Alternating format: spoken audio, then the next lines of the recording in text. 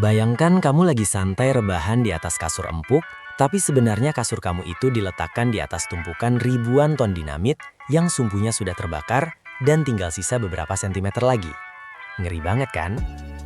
Nah, kurang lebih itulah perasaan para ahli geologi saat melihat apa yang terjadi di bawah kaki kita sekarang, khususnya di dasar Samudra Hindia. Belakangan ini, timeline media sosial kamu pasti penuh dengan berita atau potongan video tentang ancaman gempa megatrust yang katanya bakal terjadi tahun 2026. Tapi, apa iya bumi punya kalender pengingat buat bikin bencana? Apa benar laut kita lagi bersiap buat ngamuk dalam waktu dekat? Mari kita lupakan sejenak berita-berita heboh yang bikin panik tanpa alasan jelas, dan kita coba menyelam bareng-bareng ke kedalaman puluhan kilometer di bawah permukaan laut. Kamu harus tahu, kalau Indonesia itu secara geografis adalah tempat nongkrongnya lempeng raksasa dunia. Bayangkan, lempeng ini seperti potongan puzzle raksasa yang menutupi bumi. Masalahnya, puzzle ini nggak diam. Mereka bergerak, bergeser, dan saling tabrak satu sama lain. Di bawah perairan selatan Indonesia, ada yang namanya lempeng Indo-Australia yang lagi berusaha keras buat nyelip ke bawah lempeng Eurasia.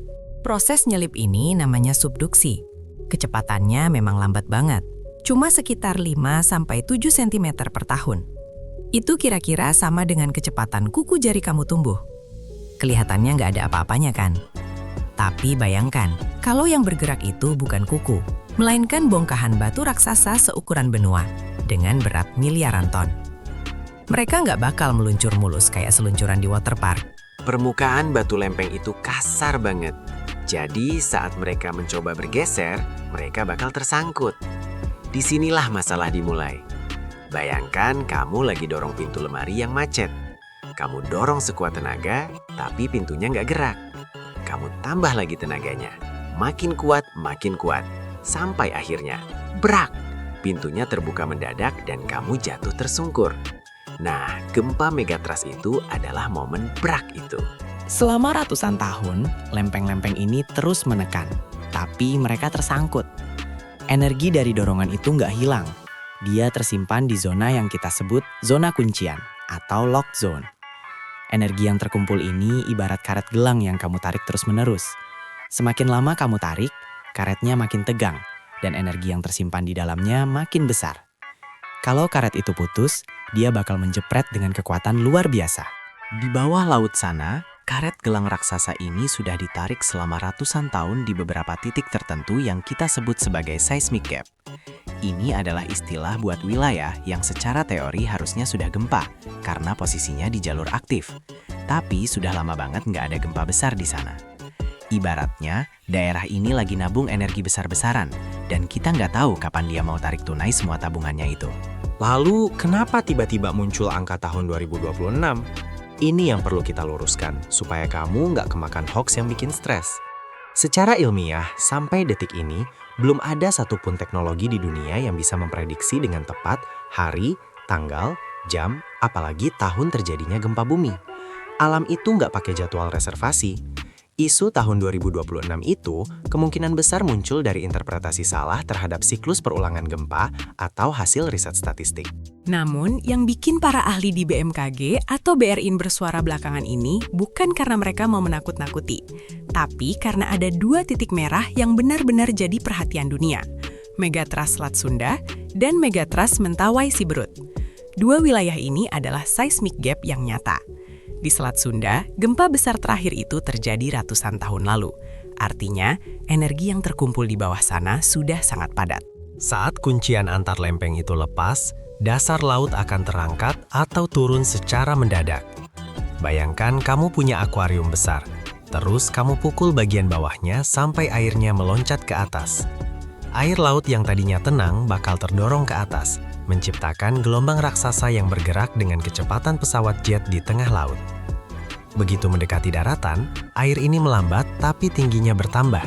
Itulah tsunami. Apa kita cuma bisa pasrah nunggu nasib? Tentu enggak. Kita harus belajar dari leluhur kita. Di Simeluwe ada istilah smong.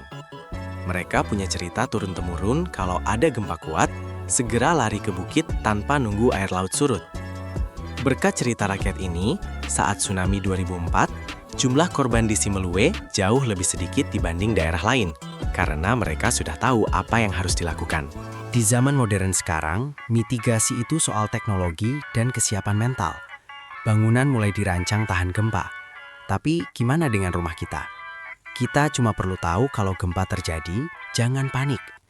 Kalau kamu di dalam ruangan, lindungi kepala, masuk ke bawah meja yang kuat.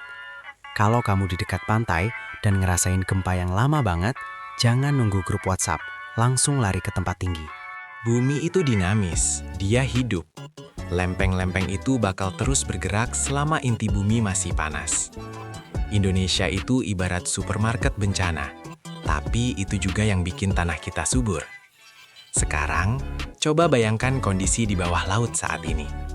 Di kegelapan total, gesekan antar batu raksasa itu terus terjadi. Ada suara gemuruh rendah yang nggak bisa didengar telinga manusia, tapi bisa dideteksi oleh sensor-sensor canggih milik BMKG. Ingat konsep 20-20-20.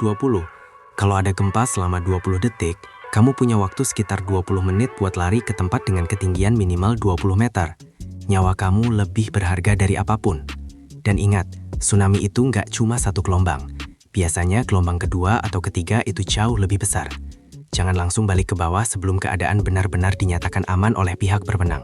Dunia nggak bakal berakhir cuma karena gempa, tapi cara kita merespons gempa itulah yang bakal menentukan masa depan kita.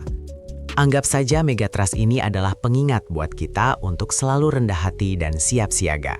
Tetap waspada, tetap tenang, dan jangan lupa buat terus belajar. Sampai ketemu di pembahasan seru lainnya, tetap aman dimanapun kamu berada.